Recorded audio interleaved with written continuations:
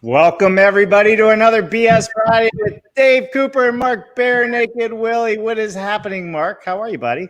Dave, you're back in Florida and we're live on Friday. We are live. We are live on LinkedIn, YouTube, Facebook, and Twitch. And why Twitch, Mark Bare Naked Willie? Because Greg Ugaldi says it's the hottest thing in tech and all the cool kids are on it. That's right. We're going where the young people are because we need more young people in this industry. We need more young people learning about building science because apparently they don't really teach that in school. So school is now in session. What do you think? That's what we should say. School is in session, Mark. Building science is now in session, Dave. How about that? I love it. I love it. All right, everybody, listen, we have a great show for you as we always do. And we love everybody that's always joining us because at Dave Cooper Live, we are bringing you the people and the processes that are building it better. Our guests and topics include experts in building systems to building science to building codes and the tech used to build it better. And today is no different, Mr. Mark Willie. So, Mark, why don't we start off with you doing a little bit of your jazzy little introduction, and we got a little bit of a surprise for Brandon, who doesn't know that he has a surprise, does he?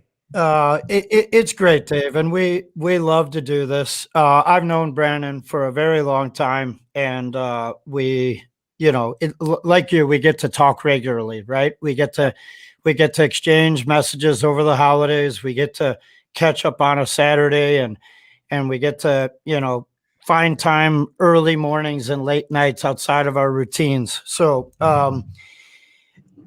2021 is beginning to be a whole lot of fun. We started out the year with Stephen and Alexandra Basic, and then we leaped into BC code, step code with the phenomenal, with a PH, Christy May. And gosh, now we're talking about your soapbox topic, Mr. Dave Cooper. I love my soapbox, man.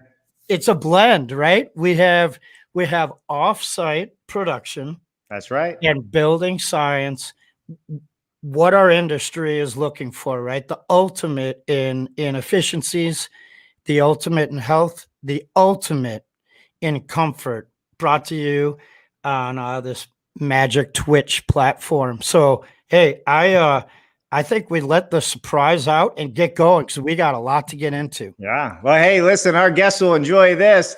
Let's play ball. What do you think, huh? There's a little inside knowledge we're going to find out about some people today, and I think that's going to be a lot of fun. All right, Mark, why don't we bring in our special guests today? Okay. Jason Lefleur. Hey, how are you guys? Welcome to the show, my friend.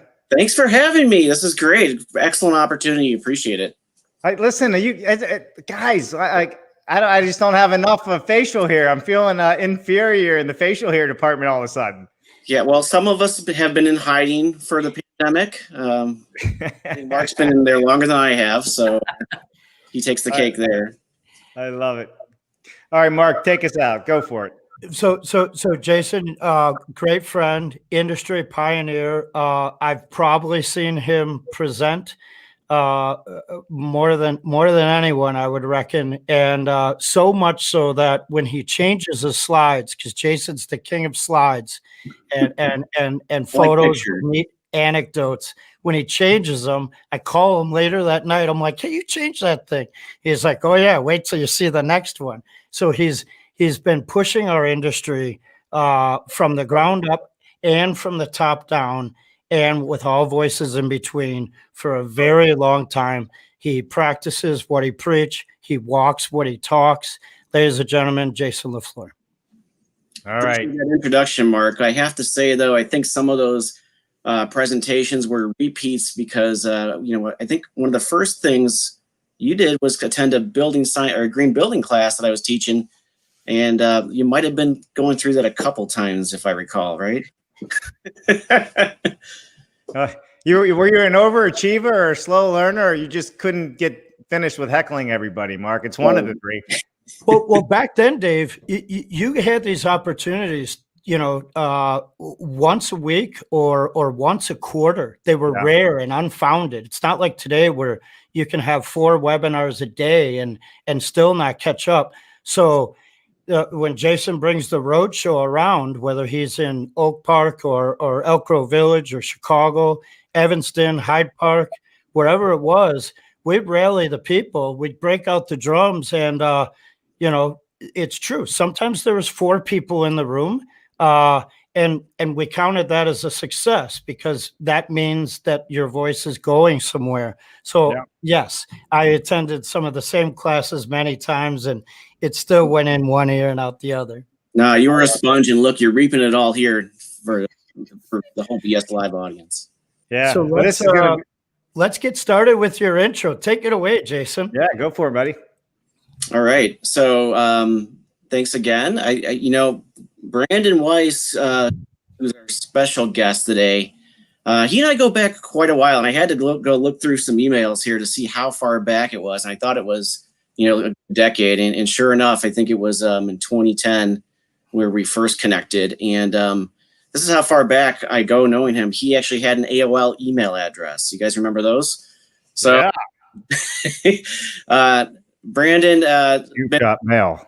A great leader in the industry, really, and the two of us formed a pretty good friendship that led to some work together. We worked on several projects, doing where he was a builder and I was a energy consultant and rater, and did the LEED certification for him, and eventually Passive House. And so we kind of grew up through the industry together to some extent. And now, extremely excited about the work he's involved with now at Dvele, really joining a strong leadership team and helping form some innovative paths forward for the industry to really address some of the issues of, some of what you were talking about earlier about getting the lack of workforce preparation in the industry is a big challenge for home building. And how do we do that in a way that brings quality in building science and increasingly the huge visibility that home health has gotten in the past year has been great. And I think Dvele is really at the spear tip for a lot of these things converging together.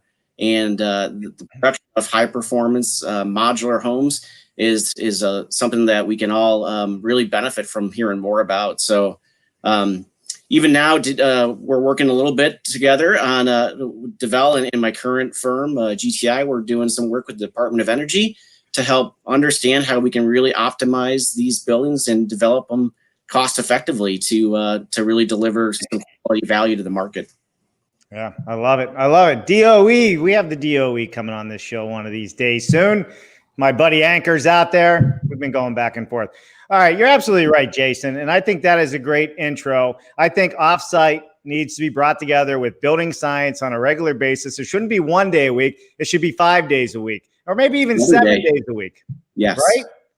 100%. 100%. All right. So without further ado, we're going to bring Brandon in. So Jason, I'm going to let you do the Mark, give me something. All right, Jason. Introduce Brandon. We're going to bring him in, and then when Brandon tells his story, we're going to take you out, but stick around. You can come back in at the end of the show and have a roundup with us if you have the time. Yep. All right, everybody, get ready and get your sights set on Brandon Weiss, a true innovator in the residential home construction industry, melding building science and health together to really deliver value. Brandon, come join us. All right. What's happening, Mr. Brandon? How are you, my friend? Hey, how you guys doing? We're doing great. How are you doing? Good, good. Did you purposely set up those red lights for just this show? I mean, that's better lighting than I have. I love it. Yeah, it's all about circadian rhythm and making sure, I guess it's the wrong time of day for that, but hey. Hey, well, are you sure there's no electric resistance radiant heat behind you there? Well, you are in Colorado, correct? So I bet he feels good right about now in Colorado. Unlike me in Delray Beach, where it's about 80 and palm trees at the moment. But I won't say any more on that. All right, so Jason, thank you for everything. Brandon, we start this show the same way all the time. And, the big thing here is we want to know everything about you from the moment you were born to this very moment in time. We want to hear everything, to include all the good, gory stuff that happened at the hospital when you were born. But you only have 5 minutes to do it, so the floor is yours. All right. Well, first off, thanks for having me, Dave and Mark. Jason, good to see you. That was a surprise guest, so appreciate you guys starting off with a surprise. So I guess starting at the birth, I was born on Super Bowl Sunday, which is a nice fun fact. Fast forward a few years, and I'm third generation builder developer. So I grew up around construction sites my entire life. Got interested in other things throughout schooling and got into economics and high school and then college.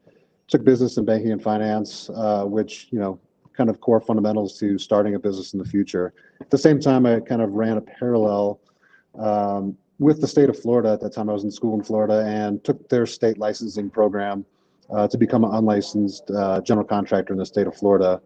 So did that in parallel to college, but post-college career ended up playing some professional basketball overseas in Holland and Germany. And that was a really eye-opening experience. Having known construction, really enjoying design and liking design. I took architectural classes previously in high school and stuff, so I always kind of enjoyed those things. But being over there and knowing that kind of segment, I saw what they were building there. It was kind of eye-opening. I didn't, understand the full impact of what it was, but I knew, the walls were thicker, there was more insulation. Every house I lived in there had a dual flush toilet, in the early 2000s, way before seeing them in the United States. And then kind of just living in Europe for a couple of years, became more environmentally conscious myself.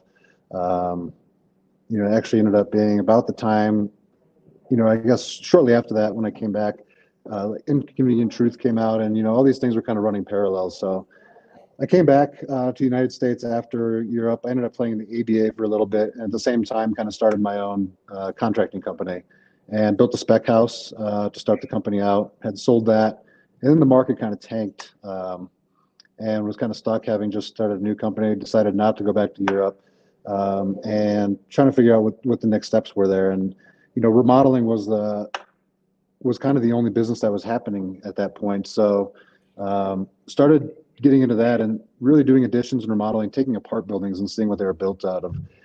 And at the same time, when I started that company, I wanted to focus on some of the things I'd seen in Europe. So I knew about, the insulation and some of the ecological things. I wanted to learn more about those. I knew that. I also had come across some books on sick building syndrome and health, and being an athlete, I was always into health and wellness and, what can you do for, diet, exercise, that part of it. But really, it was eye-opening to the buildings that we occupy, we spend most of our times in, what is the health impact of those? So got kind of encouraged and inspired by that really early on. And then, being a younger builder, I really wanted to validate myself to customers or potential clients, right? And have them give me peace of mind. So I had that contractor license in Florida in my back pocket, which helped because Illinois doesn't have a licensing program. And then anytime there was education available, I was there. So, LEED kind of started up early on too. And at that time it was all commercial based, but it was the only thing kind of with that green building that was available. And, Chicago had a pretty good chapter that started out in one of the earlier chapters, I believe. And so just started getting, involved with that group and going to the trainings and educational things.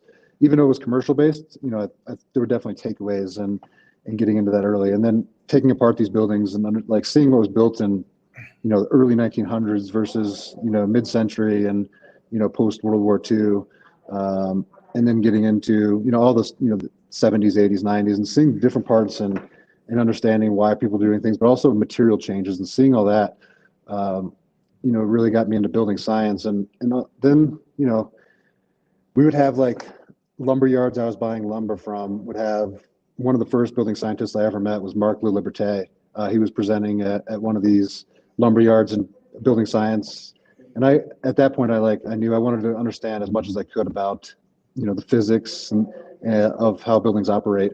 I also want to understand the chemistry and those parts of it too, being that the health side and focus of what I was doing. So, and then, anytime NAHB had trainings in Chicago, I was there, ended up getting, LEED certified and graduate master builder LEED from USGBC,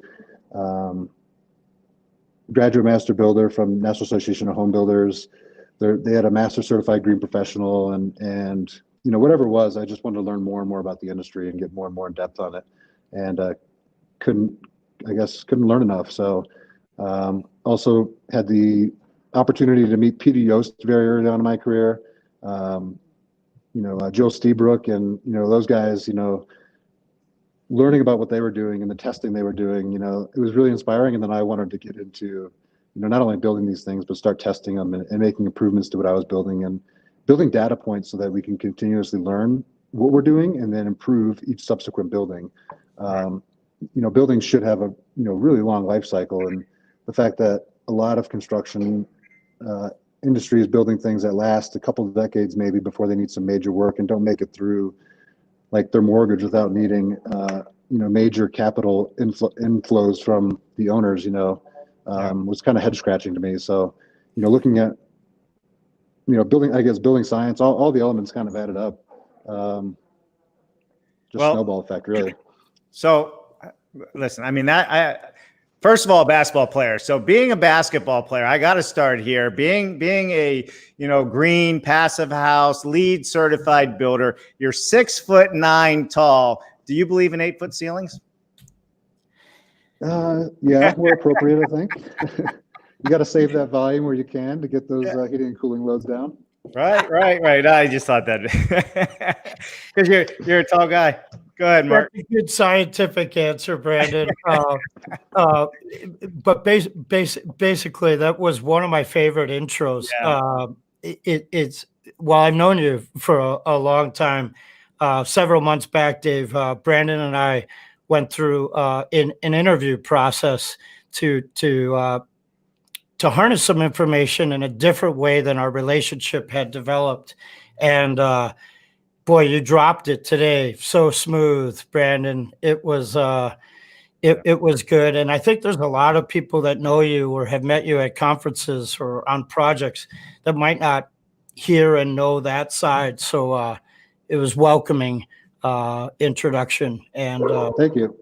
Well, really, that only takes us to back 2010 anyway, so we have another decade to cover. Hey, listen, we have the time today, I think. But first, we got a lot of people tuned in right now, Mark. Why don't we take a moment just to get through some of the hellos and say hello to some of the people that have tuned in to meet Brandon and learn about what you guys are doing. So we got George Ryman from Phoenix, Arizona. How's it going, George? We got the one and only Daniel Small. Happy Friday from Denver. If you don't know Daniel Small, you should know Daniel, man. He's a great guy, and he has a shit together when it comes to understanding manufacturing and lean processing. So, all right, you can pay me later, Danny. All right, Buzz Holitzer. Afternoon, y'all, from Conklin, Michigan. Good to see you, Buzz. Always welcome you. Blake Gilly, hello from Salt Lake City, Utah, and SunPower. I look forward to learning more about Dvele, including solar, as part of their building science integration. So we'll get into that as we go forward. So let's remember that question mark so we come back to it. That gives you a tip of a hat, Brandon, that Blake comes from the solar side of the fence. Yeah. So great guy. Hello to Blake. Love it. All right, we got good afternoon from Illinois. So I'm thinking that's Jude, but I'm not sure. Jude, I'm gonna have to get you to fix that, but I think that's who that is. It could be. I was gonna say it could be Katie, and here's Katie. Oh, there's Katie. Katie got hers fixed. Hey, Jason Lefleur. Hello. I love it. All the way across the pond, we are now in France with Henry Mickelberg, the one, the only. Who doesn't love a Wookiee? That was Henry's shortest comment yet. When Brandon gets into his presentation, Henry, I expect a paragraph or two from you, brother. Yeah, Henry likes to write his books. You'll be up here like this looking at the audience, right? I love it. Well, I think he was commenting about the two bearded Wookiees that were next to me when in the beginning intro of all this, which was we have a comment from Jason Lefleur in our private chat saying he's got a story of how Katie and Brandon what I can't even read it right. He said, yeah, I see it. It says, I have a story with Katie and Brandon and her convincing me to get to know him. Oh, good. Listen, I love it when we can get some dirt on our guests. I mean, the whole idea of this show is we get to learn something that everybody doesn't know about everybody else. So we'll bring you back on. We'll save that one. Buzz Holitzer says, Free Willy. Charles Warfield says, hola. Peter Molinar. Jason is competing with Mark to have the longest beard. I guess they like those beards, huh? Peter, welcome. Peter's a brilliant man, and great to have you on the show. Yeah, for sure. And Katie does say so many of my favorite people on here at the same time. There's a lot of people, so I can guarantee, Brandon, you're going to have a lot of questions to get through today. Checking texting the email. Thanks, Dan. I moved, so I have to give you my new address. Coming to a state near you. All right, let's hop into this, Mark. I'm going to let you kick off exactly where we're going to start with this because there's a whole lot to unpack. All right. So why don't we begin in the early phase, Brandon, when you're transferring from the construction to how about we talk about that first lead project that you did and the voluntary third party certification and the fact that it was an existing building, right? That is a challenge that most people do not understand. As you know, I came from the renovation world before I did my site builds. Right. Why don't you take us through that learning curve and don't leave out the fact that trainings weren't available and materials were scarce. That's true. So yeah, it wasn't my first project doing third-party testing per se. We had done blower door stuff like that, but it was the first time we're going for multiple. It was actually multiple different third-party certifications. So it was a small bungalow in Elgin, Illinois, and I had purchased that. It was going to be a spec home for our company, and went through the process. We wanted to achieve LEED on it as well, LEED Platinum. As well as the NAHB Green Building Program Emerald, and do the HERS score side of it too, and I believe Energy Star as well. This is going back more than a decade. So, but yeah, it was really my first endeavor to try to go through these processes, learn the documentation processes that I had become certified at that point from LEED and had that knowledge, and I believe Master Certified Green Professional from NAHB. So had those trainings, and now applying those into a project. And it's different trying to find the subcontractors for that project versus previous ones, trying to find people that knew we were going to be testing certain things. And we definitely held certain subcontractors more accountable and responsible than others.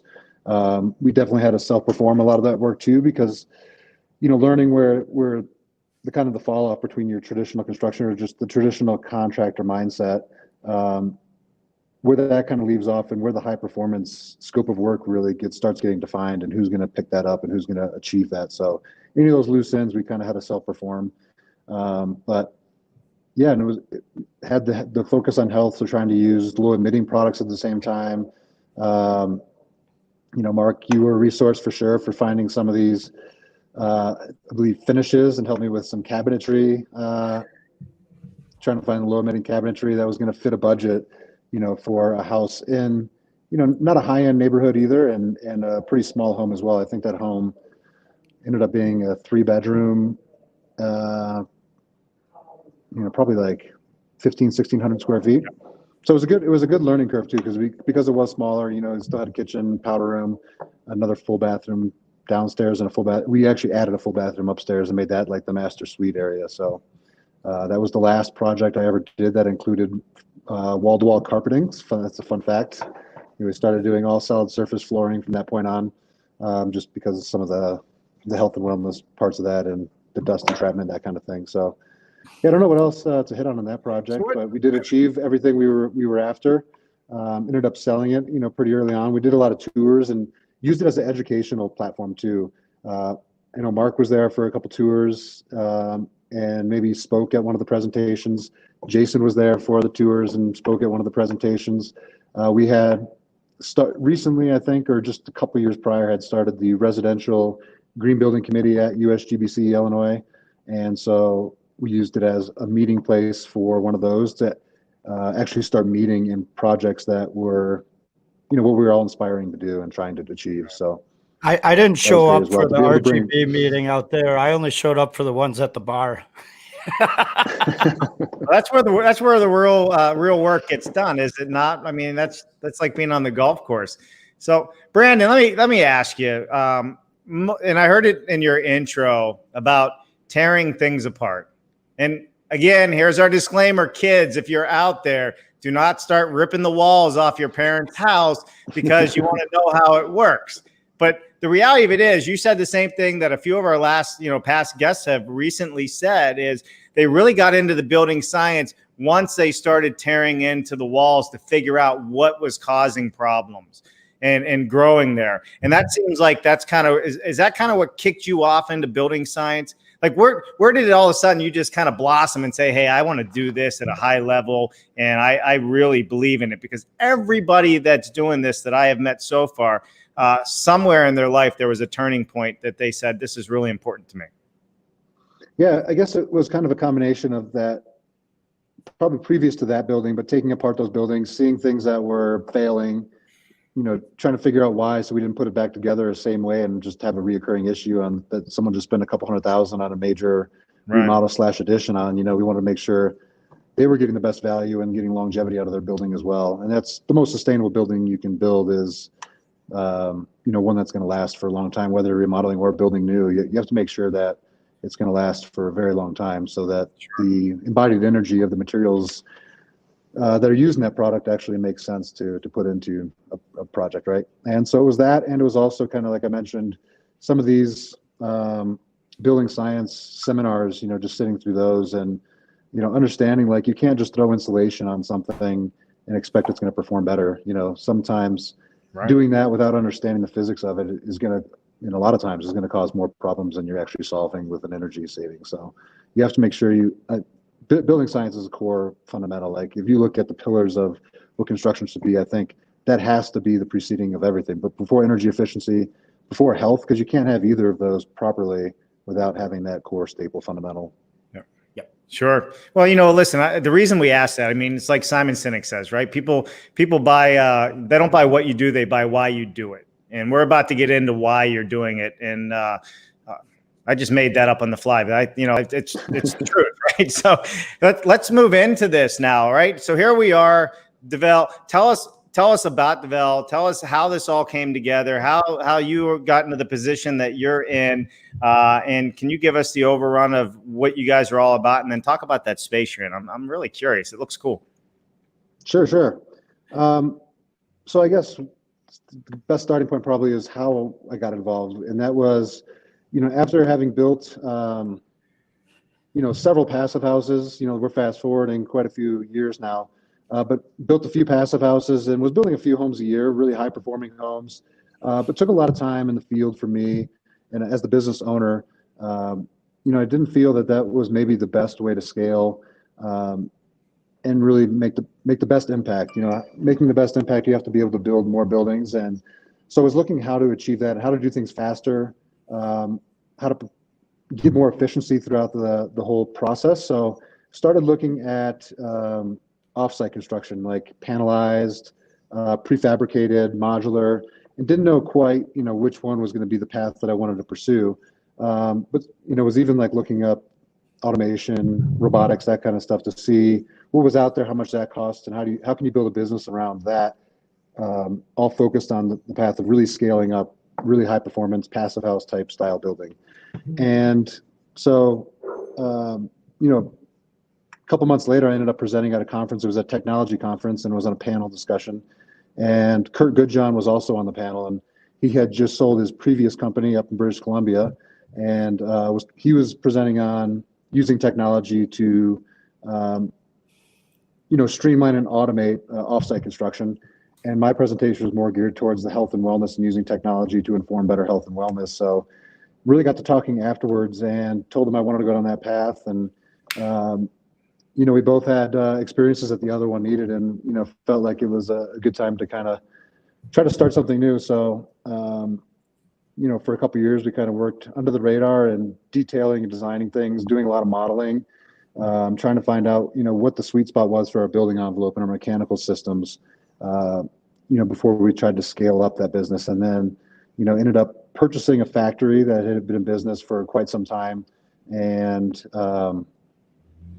different style of building, but it was definitely an opportunity to come into a working facility and try to make changes on the product alone, you know, and start with that. And so we did that, and then, you know, raised our Series A. I think that was about 2 years ago now, and yeah, we've been trying to, you know, scale it from there. So we purchased lots. After that, we had purchased some lots in different geographic areas, places that we thought we wanted to really focus on or start. And so Santa Rosa, California was one of them. Ventura, California was another. And those were two areas that we kind of first started with spec homes and then tried to open up that area just to as a direct to consumer.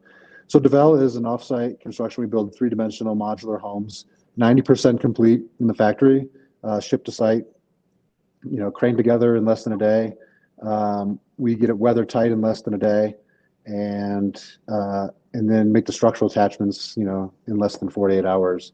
So it's fully, you know, the envelope is intact, it's on site, and then it's ready to start, you know, some of the we call it stitching of the interiors, the exteriors, you know, filling in the exterior continuous insulation between modules, marriage lines on the roof and the walls, bridging that gap between the foundation with the insulation and the modules themselves, and doing all that kind of stuff. Probably getting a little bit too far down that road now, but, you know, really what we view ourselves as a technology company. Our product is high performance, healthy, modern, energy efficient, self-powered homes. That's it in a nutshell, really. And that's we're just trying to, you know, continuously improve, and that's really a core fundamental of our business, is continuous improvement. And so, you know, following through with what I've done in my past and loading a building with sensors and data, collecting data to improve each subsequent building is something that's important. Doing third-party testing on all of our projects post-construction, be it energy related or health and wellness related, bringing in third-party labs to do that air quality stuff. You know, that's something that's really important for us, is to make sure we're making a positive impact on people's lives and the environment as a whole. Yeah, for sure. Go ahead, Mark. It's a big concern too, and I'm glad you pointed out the sensor work and where that came about with the health ratio, because when people dive into the passive house, they do go for that tight sweater and the tight envelope, and that's when we begin to discover that our ventilation is part of that decision-making process, as well as everything we're bringing into the building is now a heightened response. So those sensors are telling us how the building is behaving, and it's telling us what's happening to our air quality now that we brought in these mattresses, let's say, or, you know, our clothing, or, you know, we can eliminate it through our material selections and in installations of the building. But it's the lifestyle of the consumers and the families and businesses in the buildings that is part of the formula. And I'm so glad you touched on it. It's one of my favorite areas of inclusion. It's the lifestyle of the folks, not just the incredible procedure of the building science people and the offsite people that create the building. So brilliant. Yeah, it's really 3 steps too, right, Mark? It's like, you know, step 1, source control. You know, define the products you're after. Make sure you have a goal in terms of what you want to achieve in that air quality world, and then, you know, build with those. But once the building's done, before you turn that over to a customer, and, you know, once you're punched out and everything's kind of ready to hand over, you know, you run your ventilation system for a few days, you know, then it's time to bring in a third-party lab and validate. So testing for all sorts of stuff, you know, particulate matter, VOCs, formaldehyde, radon, mold spore counts, all these things, because that really informs the building you just built, right? And no one else has added anything. There's been no owners, you know, bringing in furnishings or anything at that point. So that's the second step in my eyes. And now the third step has become even more achievable in the last few years than it was, you know, going back, you know, 7 or 8 years. And that's that kind of, what are you going to call it? Continuous commissioning or continuously monitoring, right? And that is what informs the occupants of their behaviors and how they're affecting the health of their own home, right? And so having all 3 of those together, I think, is really important. And it's a step 1, step 2, step 3. You need to kind of follow that step. Right. And that's how you can kind of validate a healthy home, in my opinion. So the fun part is if we take back some of the lessons learned, Dave, right? So Brandon is a craftsman and very much believes in the aesthetic of a place, the open spaces, all the cabinetry, and so on. And so it was a dilemma, right? Here I had all these wonderful manufacturers to supply vanities and kitchen cabinets and sheet goods and flooring. And they were all, Green Depot did their deep dive, blah, blah, blah, which was wonderful at the time. And come to find out, those manufacturers did not realize that some of the stuff they had, they should not have had. And we uncovered that, right, by testing these buildings and said, well, it's great that we got these sheet goods with the no added urea formaldehyde and yada, yada, yada. We thought we were doing everything in our arsenal to do it. And off-gassing happens. And where does it come from? It comes from those things. So we hone our game, and then we realize that every adhesive, everything that people normally add as the workers are finishing a project, they can't be choosing that. We have to make the choice for them, and up the manufacturer on down to the installer and finisher. Yeah, and even sure. earlier than that, Mark, right? I mean, even putting in the floor deck, framing that floor deck and whatever adhesive you're using there, like all these things can come back, and you find these things in the testing too. So, glue and screw your subfloor, it's the best practice, but making sure you're using the right glue to glue and screw is another story, right? Yeah, you're not running to the store, Dave, grabbing a sheet of plywood, grabbing a case of liquid nails, and they show up at the job site. We're like, I got that, and you're like, get out of our building. Don't even bring that in the building. So how do you know, right? Back in the day, like you said, Green Depot, here you're going out and you're getting the stuff, right? And then you find out that it really shouldn't have been used in the buildings, or maybe it was still better than what was previously being used, but there were still issues with it. But even today, and I know you know the answer to this, Mark. That's why I'm going to ask, because, Brandon, we have an audience of super smart building science people. We have an audience of people who are just interested in what we do, right? That really don't understand it. And we have an audience that wouldn't have the slightest idea what you're talking about when it comes, well, we monitor and have sensors in our house and it can tell you, right? So I want to get into all of that. But Mark, first, how does somebody out there know what is a good product for their home so they do not cause themselves health issues or their family health issues? Because that's a big part of this.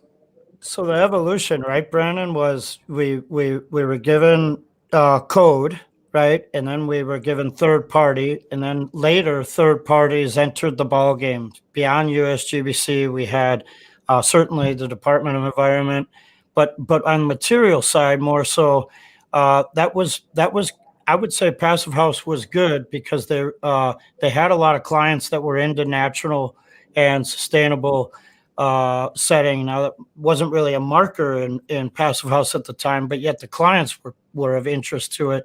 And then the leapfrog happened, as they call it, and the Living Building Challenge, right? Declare the petals and the declare red list, right? So this honed it, Dave, to the fact that now the manufacturer actually had to go back and get all those things that was in the wheelhouse that were overlooked prior.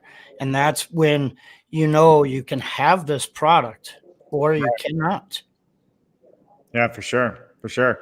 All right. I get it and I love it. Brandon, how in the heck are you monitoring air? How are you monitoring what I'm breathing, materials you're putting in the house? Can you dive into this a little bit and keep it at I want to really keep it down here for now. So there's a lot of people out there watching that can really grasp this and understand it. And then I know already Mark very well. He is then going to educate us on some of the whys. So can you give us a little background on the products that you're using to monitor this and how it monitors? Sure. So I guess starting with the post-construction period, we do bring in, third-party lab testing equipment and people that specialize in that world, and they're going to come in and they're going to test mold spores. Now, there's always mold in the air outside, so testing throughout the building to get mold spore counts to see what the difference is. Do you have different spores inside than outside, and what are the counts? And obviously, you want less than what's outside if you want healthier air than what's outside, but also ensuring that, again, the species of mold is in line. They're staying outside, and there's not something happening within. And then, particulate matter testing equipment, seeing how much dust is in the air and of what size the quantity of each size of dust. So, you have PM10, PM2.5. Sorry for that. I thought I needed that. And radon, that's a pretty normal test for most of the country. Most people are pretty aware of that. And the VOC canister, we actually do a 24-hour test on that. So we put this canister, open the valve on that, and that is kind of set to trickle in air for a 24-hour cycle. So different things emit in sunlight in different temperatures. So we want to make sure we get a full picture, and 24 hours is kind of the way we like to gear that test. And then that gives us a list of like 600 different chemicals and the concentrations of each chemical. So that's very geeky. And on the building side, what are we building for a customer? Going into the monitoring on site, more and more there's these sensors that are available that do the testing, and you can put it on your nightstand or on your bookshelf or on your kitchen counter. And that's something that people can put in their existing home if they want, and learn more about how their homes are behaving. We're integrating those into our building, so we're putting them through various bedrooms of the home and the living spaces, and those are testing for all those things I just mentioned before, but on the occupancy side. So VOCs, CO2, temperature, humidity, formaldehyde levels, which is a relatively new, like, consumer grade sensor. So still vetting that one out.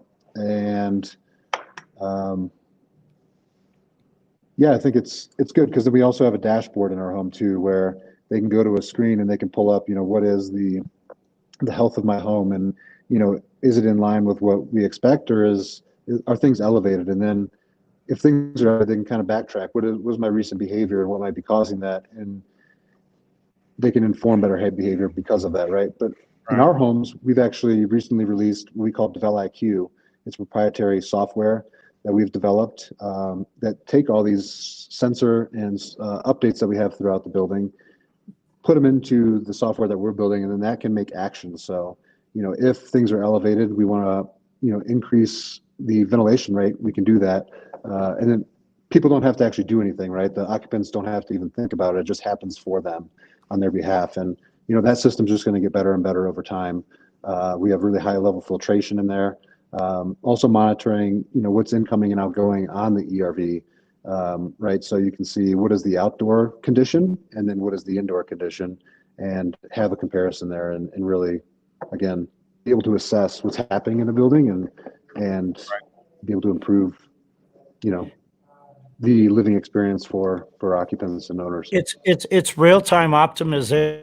A friend comes over with six kids, and they're all sharing ice cream, right? CO2 level is going to change, and the ventilation is going to change with it. That's brilliant. Yeah.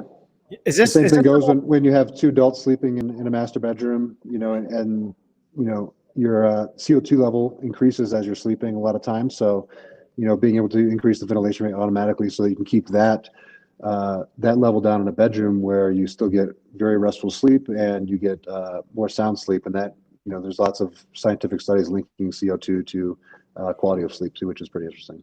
Jason calls it the IFTTT. If this, then that protocol. So to put this in my own way here, what you're telling me is the home and the sensors, just like the thermostat on an air conditioner or a heating unit, I can put in there what is a quality level of CO2. I can put it right. And the ERV or HRV, if it gets to a certain level, will it adjust and start bringing in fresh air because you set that at a certain rate, that if the air level starts going in one direction or another, the ERV or the HRV would counter that with the fresh air? That's correct, yeah. And mostly not you as an occupant having to do anything, right? Just happening for you on your behalf. Right. And then so when you're setting all this up, I guess you determine that with, up front and you let the homeowners or whomever know, the occupants know this is where your good or bad levels are, and this is what's going to happen. And really, I don't have to sit there and manage that. I just know it's working for me, and I can check it on my phone or my app or the computer or an iPad. Yeah, if they choose to go that route too, right? But we've actually put the infrastructure. Also, we view security as a health and safety, kind of in that realm too. So, we can keep the data. The data can stay in the building and not go off-site, right? So that those decisions are already programmed into the home internally, and they don't have to go out to a third-party cloud to ping back another answer or response that's just happening for them within their home. Now, they can also choose opt into sharing some of that data with Dvele so that we can proactively see things and also help them look for potential issues. You'd be proactive in the building itself too. So we give clients options on how they want to do that.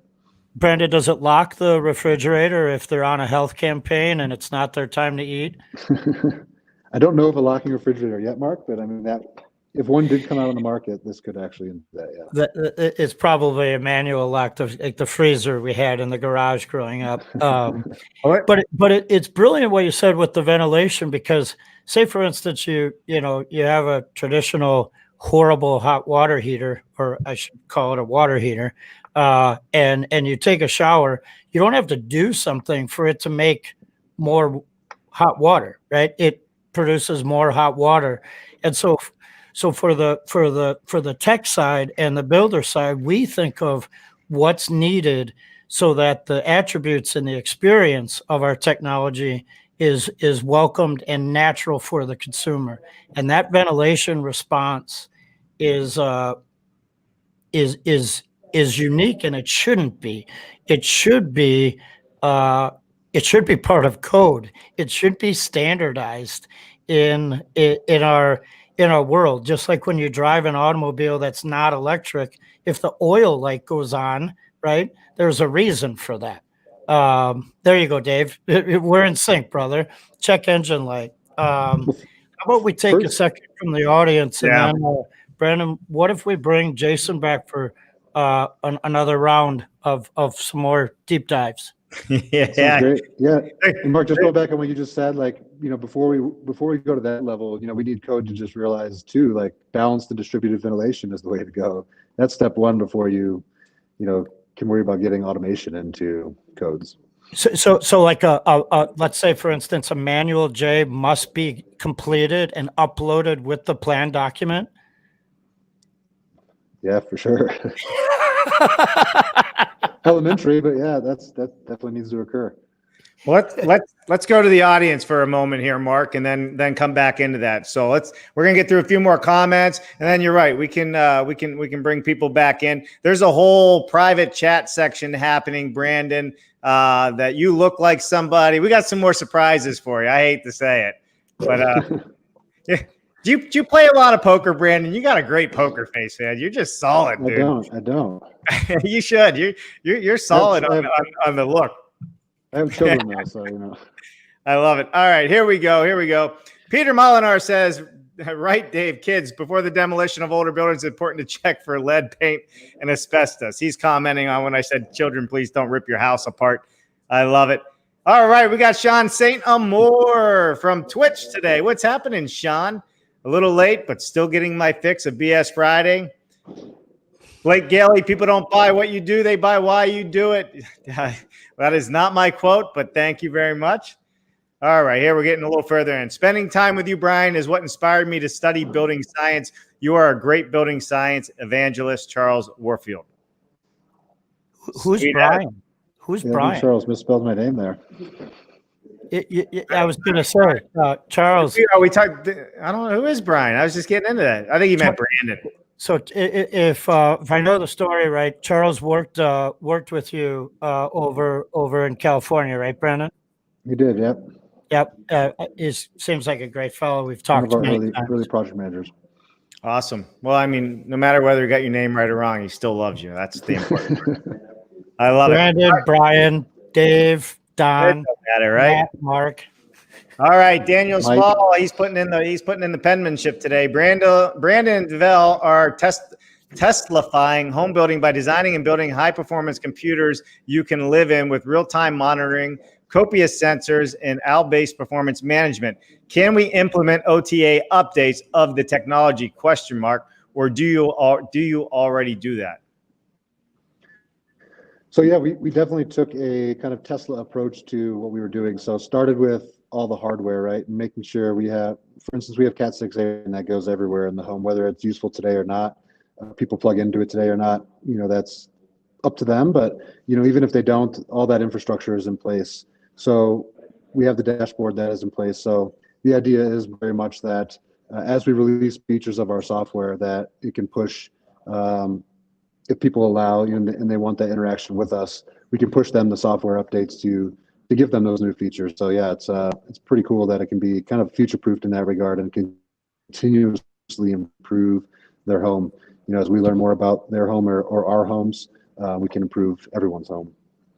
Yeah, I have a comment. People in our industry love to say, well, they're doing what Tesla does, and I really take a strong offense to that, because Tesla is a covered electric go-kart that's sexy, wonderful, all good, fantastic, but we're making energy efficient, airtight buildings that stand the test of time, that sit on Earth, and include bathrooms and kitchens and places to share and make memories. We are so far beyond Tesla. It is disgusting.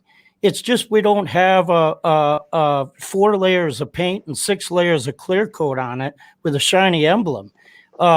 You can sleep in a Tesla, right? But you can't drive our houses yet. You can deliver our houses. So I do take offense. I think Tesla learns from the passive house people more than other people admit. And for those that integrate the Tesla systems into their homes for the battery and solar off-grid thing, that's a nice thing. But that's my soapbox.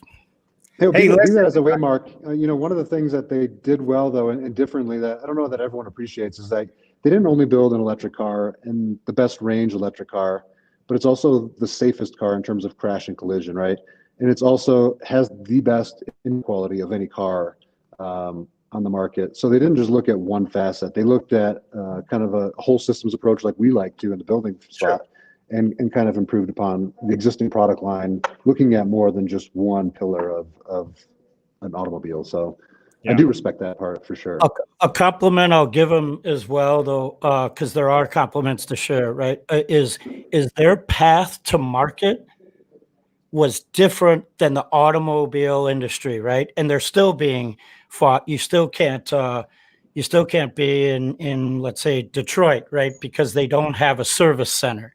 And that's the laws of the automobile industry. So their path to market is what OffSite and building science has done differently than construction too. Our path to market is different.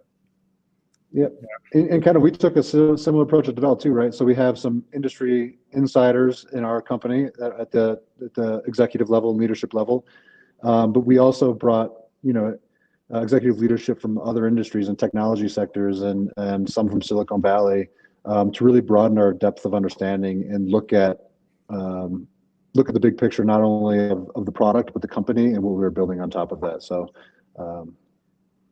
Are we going to start calling Texas the new Silicon Valley or what? Man, everybody's going there, man. We'll be heading there soon. Maybe if you guys know somebody over there at Tesla, we can make one of those trucks our transportation, one of those electric trucks if they want to get in the construction industry. So Mark, we could tow some modules with that. Yeah, for sure. All right, let's get back to some more questions, you guys. Look at that. We're at 58 minutes already. So Jennifer, she had a good comment. This is a T-shirt for sure. Brandon is what you are describing. Dvele IQ. I love it, how she did that. Beautiful. All right, Blake's got some penmanship today. Due to COVID and the majority of people spending more time in their home, Due to that fact, I would imagine that more people are focusing more on the health and wellness of their home and would look to buy a healthier home in the future. Are you seeing this trend increase in the building industry as a whole? I've been seeing that increase as a whole, for several years now, just more and more information out there. Harvard, their studies, I think definitely increased the consumer awareness and just the general population's awareness of, indoor air quality and healthy building. And it keeps snowballing. Yeah, COVID definitely was a game changer in terms of looking at least our own pings on the health and wellness pages on our website did increase post-COVID for sure. So it is on the minds of people. We see it in California, after wildfire seasons, but also COVID, all these things, people start thinking about how they can improve upon that or improve their environments they live in and their families are living in with them. Thank you, Blake, for that question. Thanks. That was a good answer, Brandon. We're looking further. Peter Molinar, BAS for residential buildings. And then we have Jody Gingers. I was wondering, who is Brian Lowell? She was wondering the same thing. She had some follow-up questions. We're going to keep going, though. We got Andrew Seeley. Got here late, but this conversation is always a bonus to join the amazing crowd. Got to love Andrew Seeley, man. G-Pod. Guys doing amazing things out there. All right. Jody says, does Dvele deliver to Chicago, Chi-Town, the Windy City? We have not yet done that. And, most of what we're focusing right now is in the Western United States and then expanding territories. Right now we're dialing in and layering in automation on our initial factory. We call it our foundry. And, as we finish that off, we are going to have that plug and play model to be able to open other production facilities around the country to open up other regions. I think I've penciled out some stuff just coming from Chicago to see, could we get a module there and would it pencil out? And I think it would. It makes sense, but we haven't done that yet. Brandon, I like how you call it the foundry because in the tool and die world, right? We use the phrase that is so exciting. Dave and I use it all the time, and it's from our friend over at Integra. In the tool and die world, they know precision equals performance, and that's the root of both offsite and building science. So the foundry, way to go, brother. Yeah, thanks. Glad you like it. All right, moving on. We got some thumbs up from Jude. What's happening? All right, Blake Gailey has some more comments here. Let's see what they say. I am passionate with what you are describing on the CO2 levels. Currently, I have a Netatmo, I think is how you say it, which speaks to my nest if levels reach a certain point, though I only use one sensor currently. You have opened my eyes to looking at a bedroom level and enhancing my current setup. I applaud you for what you are including in your Dvele homes. That was cool. Perfect. Thanks, Blake. Yeah, definitely. All right, Daniel Small, man, these guys are penmanship guys today. I need to get them to write me a paper. All right, Mark, it's about the philosophy of disrupting a product category by creating a product that addresses so many more unmet customer needs than anything else in its category. Tesla is a different product, but definitely a great example of zigging while everyone else zags. Love ya, Mark. All right, good. Hey, Mark loves me more than you, Daniel. If you didn't catch it early in the show, he winked at me. I caught it. The other thing is sometimes you have to make comments to stir things up. A lot of times in the world of both offsite and building science, whatever the hit topic is, you find a nation of people behind them doing the agreeable thing, right? Because that's the current niche. But that's not what building science is. Building science is noting what is there and developing procedures and processes to best not recreate what didn't work. And so if we're all in an agreeable conversation all the time, we have the wrong people in the room. I certainly don't want a world of silos, but we have to challenge it. And I appreciate that Dvele brings in people that are unfamiliar with construction methods and certainly unfamiliar with offsite and building science methods, because most of our marketplace is.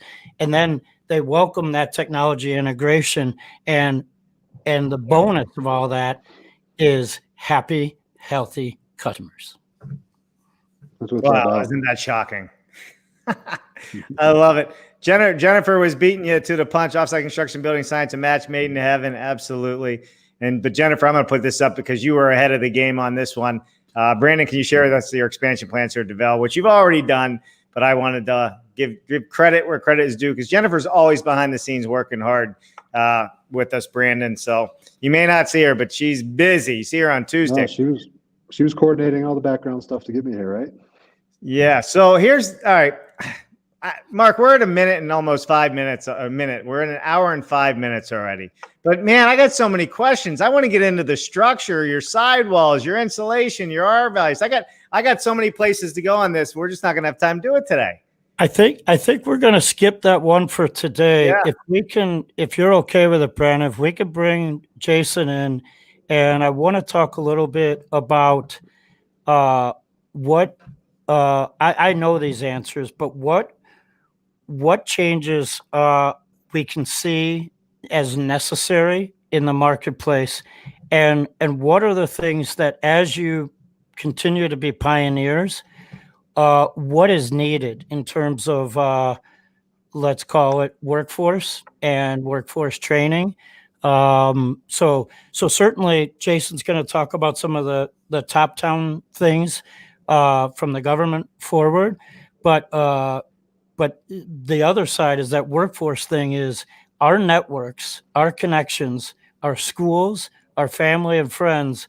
They can be a part of this wonderful train, and health and comfort movement in motion remains in motion, right? We've been taught that in so many words. So let's bring Jason aboard. All right, Jason's back with us. What's happening, Jason? You've been pretty busy behind the scenes with this whole private chat thing we have going on back there. Everything's lighting up. It's almost like the fire station just got called on my end. Yeah, and I should be working on a proposal right now for the DOE, but this is more fun. And Mark, on that, on your the point you just brought up there, I think Tesla did a good job making things sexy. You guys were talking about that earlier. I think the challenge for the industry is to make the trades work necessary to get building science to be uniform. That needs to be made sexy so that we have a pathway for people coming into the industry that say, hey, I want to do this. This looks fun. I want to get my hands dirty, roll up my sleeves, and get some awesome buildings made that drive down loads and increase the health for everyone living in them. Yeah. Before in our careers, we were trying to figure out what could be done, right? And now the brilliant thing is we don't have to build that bridge. Now it's a matter of all the answers are there. We can do this, right? And the forefront of offsite and building science is the leader, and it will be the arrow of construction moving forward. There's no denying the time saving that we had with COVID, making health and IAQ, and certainly carbon. Carbon was talked about by both presidential candidates on the stage, right? It was hard pressed to hear green or sustainability 6 years ago, but today we hear carbon on a presidential platform. Yeah, for sure. Hey, before we get too far into it, Mark, can you give Sean St. Omer a definition for me on what that was, that foundry? Foundry with a PH. Holy buckets. Nice job. I like Batman. that, Sean. I love it. Always a character. All right, let's work into this, right? One of the other questions, Mark, you had was workforce, right? Development, tech. Or are you not ready to go there yet? I think why don't we do the DOE type stuff, either Brandon, Jason, collectively, and then let's dive into that workforce. And why don't you give us, Jason, an introduction on what the DOE, for those that are tuning in that may not know what that stands for? Sure. The Department of Energy, the U.S. Department of Energy, for those of you that are elsewhere outside of the United States. They're doing a number of initiatives. This is a big topic of concern that many of the leaders at DOE have been struggling with as well, on the dual fronts of innovation, of the what of going into the buildings, as well as the how in terms of the workforce development angle. So it's really a challenge that is at the forefront of minds. There were it was a big topic of conversation even this week in a few sessions that we were involved with, and you know, to the point that you were bringing up earlier, and I think that Dvele really exemplifies one of the new thrusts for the Department of Energy is an initiative they're calling the Advanced Building Construction Initiative, or ABC. And this is looking at how do we make things smarter and do it better and more efficiently. And so we're working with GTI and Dvele to figure out how to do this with their modular homes. And, you know, Dave, you were asking about assemblies and wall assemblies. And actually, that's one of the things we'll be exploring. We're going to be looking at vacuum insulated panels in the wall assembly. How can we put in an R30 per inch material in a controlled environment in the factory, make sure it's protected, allow for skinnier walls, right? 2x4s and 2x6s, all the real estate people like all that additional square footage. So it gets some value on the back end and deliver the performance that's needed and maintain that integrity. And that's one of the things we'll be exploring with Dvele, as well as increasing the automation of their production process to help build scale for this, you know, building science-based modular construction. So Brandon, I don't know if you want to add to that at all. I love it. I was blowing you kisses, man. It's music to my ear. Yeah, and I think, you know, beyond that, also we're going to be studying kind of time and motion studies of, you know, as we layer in this automation, what is the efficiency pickup of this? And I think that's going to be one of the great outputs that we get, is understanding like how that really helps, and what can be done automated and what still needs to be done manually, and really scale into, you know, a full automated factory process. But, you know, starting with the low hanging fruit and getting that dialed in, and the stuff that has the biggest impact early on, and then be able to also, we're also going to be looking at using LiDAR technology as a part of our quality control process, using that in a, you know, BIM type model, and a comparison of as-built as compared to, you know, the plans that were supposed to be built, and comparing any kind of variances using LiDAR technology. So that's going to be an exciting part of that project too, that really looking forward to getting in. Yeah, you know, it's funny, Mark, the DOE has so much bandwidth and has interest in all these different places right now. And education is a big push for them right now. And that's one of the things that that we've been having conversations on as well. I'm excited to see what you guys are doing, Jason and Brandon, and what you guys are working on, because listen, there's only one way to go up in this industry, and it's going to take guys like you that are much smarter than myself to get us there. So I think that's really cool. The DOE has so many initiatives going and proposal processes, and so GTI is one of those groups that works with companies like Dvele and others to foster that, and it's brilliant. So do we have more on the DOE, fellas, or are we moving to workforce? Just one more quick thing. I think everybody, if you haven't been there, the Building America Solutions Center is one of the, I've had it bookmarked for at least 7 years on my browser as one of my main areas to go to. Fantastic resource, and it's continually improving. So even if you went there a couple of years ago, it's basically where all the research that tons of groups are doing around the country comes together in a tool for people that want to implement smart construction that's based on building science. You really should go revisit that if you haven't been there in a while. Yeah, perfect. I know Jen put that. When DOE first launched, before it was called the Zero Energy Ready, it was something else. Remember, it was the Challenge Home. Yeah, right. And it's funny. So, Dave, each state, you know, you got to go in and you log yourself in as a general contractor, and you had to take these kind of online things, and it was a little hokey, right? It was a little our technology in the marketplace wasn't there. And so when you go to sign up, I got a kick out of it. So this was many years ago, right? And Brandon, you were on the list.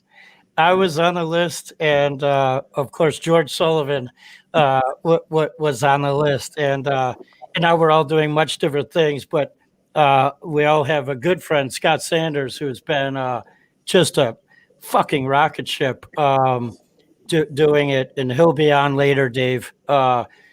Maybe Jason could surprise land on that one too. This isn't live, so no one hears this. Yeah, we're not live right now, Mark. Don't worry about it. So workforce development. If you're producing these amazing buildings, right? And so to note, Dave, Dvele doesn't just produce modular buildings, right? They're also able to produce the RV park model, correct? That's correct. And we build HUD, manufactured housing, HUD to HUD code as well. And to the HUD standard. So this is unique because typically an offsite manufacturer will make X, right? Yep. And Dvele makes X, Y, Z, and some letters from the Greek alphabet that code doesn't even understand yet. So when you look at that diversification of what can roll out of that factory, and when it gets delivered to Colorado, Arizona, Nevada, on and on. Now you need a team of people for the site part, right? The other round, the commissioning part, from HVAC to, as Brandon said, stitching, which is a phenomenal word. We certainly need more terms in our industry to confuse the layman's, but stitching is great. So this is needed, and it's not just Dvele, it's not just Jason or Dave or Brandon or myself that's looking for these. I get these calls daily. I'm not undersizing it. It is daily. So we already have the construction market with a shortage of workers. We get that. And with the amount of homes we need to build 150 plus year homes because we don't have time to repair those. So with this workforce, this is the capability of training them so that building science isn't foreign. Building science is a mainstay. It is the initial toolbox in your team. Just as once we had this thing called a hammer and a handsaw, right? We don't have those today. So take it away, Brandon. Yeah, good point, Mark. And yeah, education definitely of our crews, from purchasing an existing factory and trying to uptrain that same group to the high performance building world. It didn't come without its pains for sure, but worked our way through and just focused on different details as we were building and putting some of the initial prototypes through the line. And they had the opportunity to learn from those and doing presentations there at the factory with all these people. We actually were translating that into multiple languages too, so that everyone had the full opportunity to grasp kind of the concepts that we're trying to achieve there. And really it's, this is what we're trying to achieve. These are the steps to achieve that. And then also these are the things we're testing for. And, it's not just like we're asking for it, and if it gets covered up, it's never going to be found, but also showing them the testing equipment and what is the process we're doing on site. Because the factory guys, typically they haven't seen too much of the finished product to begin with, much less a finished product going through all the high performance testing. So trying to educate them on that and kind of giving them a picture of the whole project, not just the part that they're most applied to. And that was a core part of the education process.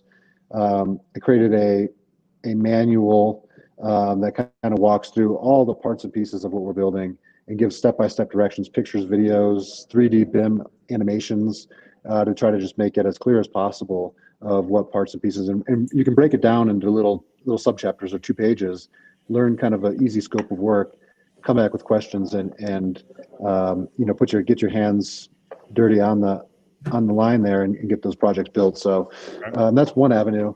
And then getting out to the field too, that's the other side. So again, training, be it building out our site partner network, which is something we're trying to achieve as well, where we have really qualified local site partners that have a set of subcontractors that can come in and help us, do all that sealing. Now, currently we're sending out our own crews for a lot of the airtightness, insulation, we're self-performing all that work, stuff that is kind of proprietary to us or different than the traditional construction world. Now, When you get to plumbing, hooking up PEX pipes and, plumbing drain lines, that kind of stuff, that's more kind of normal construction. So, relying upon that site partner network for that. But in parallel to that, there's some areas we understand we won't be able to, find someone that wants to or is experienced or wants to get into, kind of take that pivot or change in their company and really focus on high performance type buildings, right? Or even modular buildings. So in that regard, we're building out a team of people that can go out to these fields, that are willing to travel and just bounce around. And we have projects in really cool places. We're right now finishing projects in Malibu. We have one going to Orange County, finishing projects up in wine country and California, Aspen, Colorado, Ventura, all these areas, really cool places to travel to and go build really cool kick-ass homes, and ones that you can be proud of for sure, and that you're building to make a change in the world, and you're making a change in the clients' lives. So looking for, skilled craftsmen, people that have skill sets, willing to travel and help us put together these builds. These will be in-house Dvele employees that kind of go out and do that thing in real world for us, and get it ready for that commissioning / testing, verification, third-party rating, and before we hand it off to a customer. So that's something I think is really important, and something that paying a lot of attention to these days. Speaking of that, my favorite term for you touched a lot on the envelope and the air sealing, and I love the commissioning and third-party testing. It's kind of how Jason got to the stage he's at by ushering that in to the small community called Chicagoland. But the term I like is air boss, right? If there's not an air boss on the project, you don't have a project. That's a line item, that's a task. And I want to extend to you, Brandon. Dave is now traveling the country with Jennifer, his two twin daughters, and his son. Dave was trained by SIGA. So if you need some air sealing out there, him and ATN will get their bikes and head over to, as you said, wine country and the 14 other destinations you have. But Airboss is, I mean, here in our lifetime, like, I'm a craftsman, I'm a carpenter, I'm a master carpenter, all these exciting terms. And then imagine walking on the scene and being like the Kevin Brennan in the room and be like, dude, I'm the air boss. You can't do that. I love right? it. What a great title. On the job site. So did Mark, did you mention that I'll be on the road anytime soon? You're on the road, like, well, yeah. Dave, hey, Dave, when are you heading to Southern California to have coffee with Brandon, who is at the factory at 4 a.m. To check out their air sealing techniques and we are. So where is that happening? Yeah, this is happening, man. We just we secured our transportation. We're hitting the road in February. We're traveling this country to showcase live, like we're doing today, your manufacturing, your projects, your houses. Homes on vineyards are always a great place for us to boondock and shoot some video and drink some wine. So we're good with that. But yeah, Brandon, if you'll have us, man, we're going to come see you, come see some of your projects. We can stream live on location in high definition now, and bring everybody from your factory all the way to what happens in the field, so they can see a completed project, which is super big. And Jason, I know we've been talking with DOE and others. If you guys have projects, we are doing this. It is going to be live, and we are only going to the best of the best and the most innovative people that are really doing great things, and that's what we're going to showcase. Hey, Dave, awesome, I don't Dave. know if it's still available in the wonderful world of COVID, Jason, but GTI has incredible test facilities, like over the moon. They're working on things that we might not get to the marketplace tomorrow, but it's for the betterment of everyone. I don't know if GTI still does those tours, but yeah, Well, and also deployments at some of the test sites. So there actually are some good ones in California. So we'll have to see what your schedule looks like and see if we can align. Yeah, for sure. Yeah, we're going to spend some time out your way, so that'll be great. All right, listen, guys, we're at 1 hour and 23 minutes. Told you I was fast. And Brandon, you said you only had an extra 15, 20 minutes, so hopefully you can stick around for a few more. Jason, Brandon, guys have been absolutely awesome. Mark, who do we have on the show next Friday? Oh my gosh. So speaking of lead, right? Get ready to look at the laughter and smiles on the faces of Jason Lefleur and Brandon Weiss. So one of the way to gain points in the early days of lead was, of course, when you were so close to hitting your, let's say, platinum or lead gold building, was to add a bike rack. Bike And, rack. so in short, bike racks changed our world, right? And now that we're in the world of passive house, our health is such a concern, and we know that the youngsters these days don't even buy cars, right? They use the ride share, and bikes are a big part of it. So bike racks are still changing our world, and as we all come from construction, we know that our world exists because of our awesome buildings, right? Without construction, society falls. Just ask Rome. And so we know that bike racks are imperatively important. So we have from Toronto, from the facilities of a little company called HOK, we have Susan Rowley, and she is so fast. She has the best glasses in the business. One of the best speakers ever, and we're going to cover how bike racks change the world. Good. You know what? I mean, this is a History Channel presentation, right? We're going mainstream now. I love it. Awesome. That's going to be a great show. We're looking forward to that. All right, everybody. And Monday, we are giving you your first look at IBSX with John McGarry, who is the Senior Vice President of Business Development and Brand Strategy for the National Association of Home Builders, along with Greg Ugaldi, who is the immediate past chairman, and he is still in that position, taking his trip around the world. And we're gonna cover all things IBS. Mark, what's so great about this? The IBS last year had over 100,000 attendees. This year it's all virtual because of what's going on, and we're gonna give the first live demonstration of that right here on this show Monday, which is super cool. So we're excited about that. And then on Wednesday, we are going to be in northern Florida, up near Orlando at Randall, live on location, and we're going to live stream over 250,000 of their a quarter of a mile long campus where they're doing offsite construction, pod construction. They're a family of over 25 different companies, so that's going to be a great show as well. And they're looking to make a big splash in offsite, so we got a lot of great things happening. I have a huge comment on Monday, and Brandon and Jason know me, and you know me, Dave. So last year, IBS, perfect example.